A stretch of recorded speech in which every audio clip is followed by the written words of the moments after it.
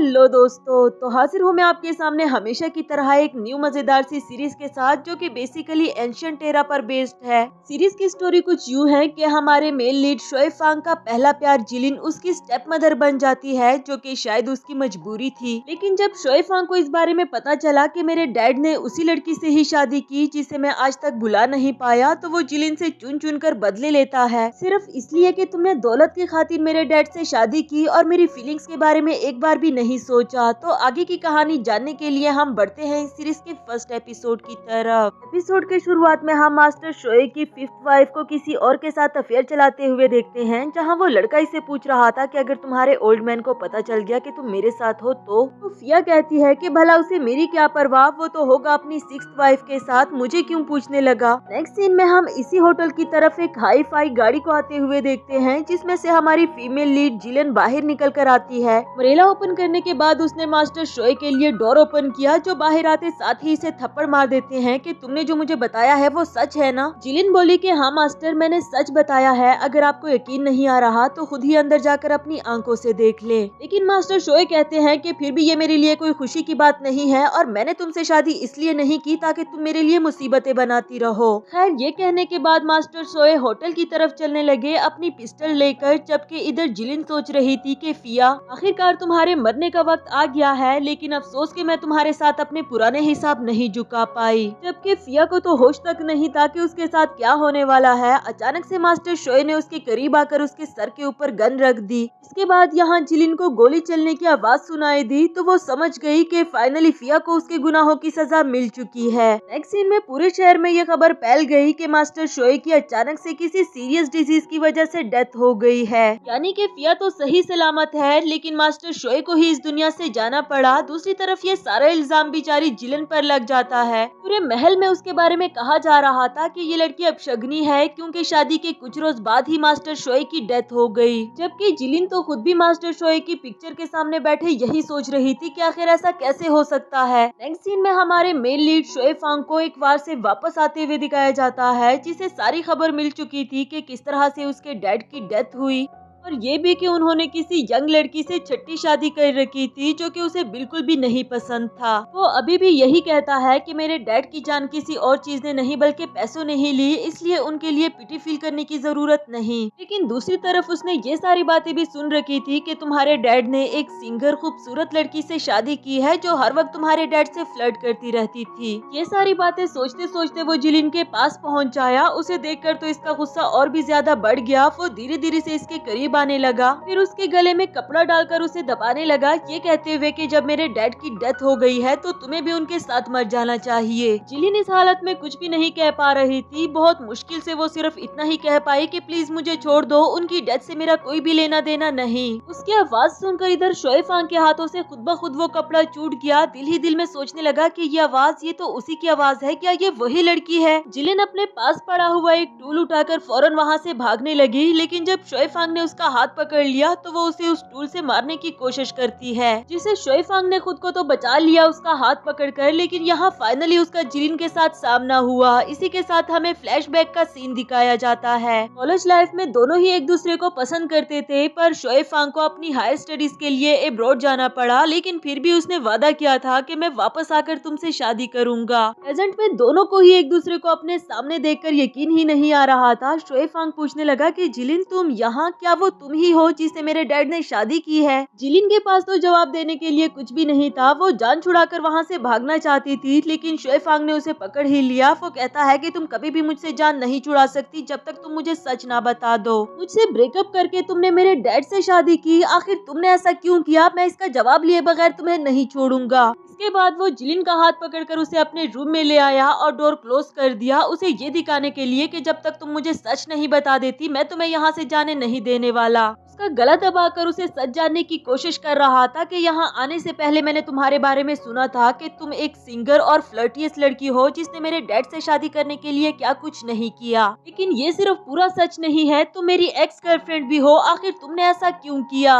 जिलिन काफी मुश्किल से खुद को छुड़ाकर उसे कहने लगी कि मत भूलो मैं तुम्हारे डैड की वाइफ हूँ। हाँ, मेरा नाम लियान जिलिन है। पास्ट में जो कुछ भी हुआ मैं उसे भूल चुकी हूँ, बेहतर होगा कि तुम भी उसे भूल जाओ। जो कहने के बाद वो रूम से बाहर जाने लगी। लेकिन इधर शोएफांग ने उस पर गन पकड़ ली। वो कहता है कि दरवाजा बंद करके अंदर आ जाओ, इससे पहले कि मैं तुम्हें शूट कर दूं। जिलिन भी काफी कॉन्फिडेंस के साथ डोर क्लोज करके उसके पास चली आई। कहने लगी कि हाँ, मैं तुम्हारे डैड से प्यार करती थी और उससे कहीं ज्यादा उनके पैसों से। अगर पहले तुमने मुझे ये ना कहा होता कि तुम एक गरीब स्टूडेंट हो तो तुम्हारे डैड से शादी करने के बजाय मैं अब तक तुमसे शादी कर चुकी होती। तुम मुझे मारना चाहते हो ना, तो ये लो, मैं तुम्हारे सामने खड़ी हूँ, अब गोली चलाओ। अचानक से ये सारी बातें सुनकर शोएफांग की आंखों में आंसू आ गए थे कि आज तक वो जिस लड़की की वजह से सफर कर रहा था वो इतनी बुरी होगी, ये तो उसने कभी सोचा भी नहीं था। इधर बाहर फिया और उसकी चमची ने जिलिन को डोर क्लोज करते हुए देख लिया था, तो कहने लगी कि जरा देखो तो सही, अभी तक मास्टर की डेथ नहीं हुई और इस लड़की ने मूव ऑन भी कर लिया। यहाँ शोएफांग ने जिलिन को आगे पुश कर दिया क्योंकि इसकी नजर में उसे गोली मार देना काफी कम सजा होगी। फिर पिस्टल रखते हुए एक एक करके वो अपनी बेल्ट और टाई उतारने लगा, जिससे जिलिन को लग रहा था कि शायद वो कुछ गलत करने वाला है। वो इसे मना कर रही थी कि ऐसा कुछ करने का सोचना भी मत, मैं तुम्हारे डैड की वाइफ हूँ। जबकि शोएफांग अपनी शर्ट के बटन्स ओपन करके उसे अपने जख्म दिखाना चाह रहा था कि मैं कितनी बार मौत से बच कर आया हूँ, ये कहते हुए कि हर बार मैं मौत से जीत जाता था, सिर्फ यही सोच कर कि जब तक मैं वो अजियत तुम्हें फील ना करा दूं जो तुम्हारी वजह से मैंने फील की, मुझे नहीं मरना चाहिए। अब तुम्हारे पास सिर्फ दो ही रास्ते हैं, या तो मैं तुम्हें मार डालूं, और दूसरा रास्ता बताने से पहले ही वो उसे फोर्सफुली किस करने लगा। जिलिन के लिए खुद को छुड़ाना काफी मुश्किल था, लेकिन फिर भी वो उसे थप्पड़ मारकर खुद से दूर कर देती है। कहने लगी कि मैं तुम्हारे डैड की वाइफ हूँ,